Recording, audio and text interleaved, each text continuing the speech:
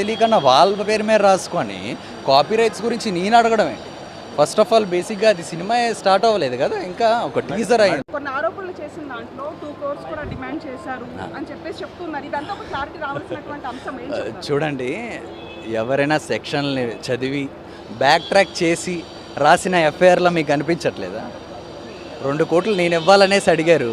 Okay, మనం జనాలకైతే ఇస్తాం, అవసరం ఉన్న వాళ్ళకైతే ఇస్తాం. బ్లాక్మెయిల్ అవి చేస్తే మనం భయపడేది లేదని ఓకే. మనం ఫైట్ చేస్తాం. అండ్ కోర్టు దాన్ని చూసే బెయిల్ శాంక్షన్ చేస్తుంది. Very simple, nothing. నో, ఎప్పుడైతే కేసు నమోదు చేసిన తర్వాత ఆల్రెడీ మీరు ఇన్స్టాలో ఒక పోస్ట్ పెట్టారు, అంటే నిజ నిజాలన్నీ బయటకు వస్తాయి, నా అడ్వకేట్తో నేను ప్రయత్నాలు చేస్తున్నాను అనేది రైట్ రైట్ చెప్పారు. రైట్ రైట్ సో దీని గురించి ఆ తర్వాత ఇప్పుడు సరే మీరు అన్నట్టుగానే నిజ నిజాలే బయటకు వచ్చారని అనుకుంటున్నారా ఏంటి? ఆఫ్ కోర్స్, మరి ఆ బేస్లోనే కదా మనకి కోర్టులో బెయిల్ రావడం కూడా జరిగింది, యాంటిసిపేటరీ 370.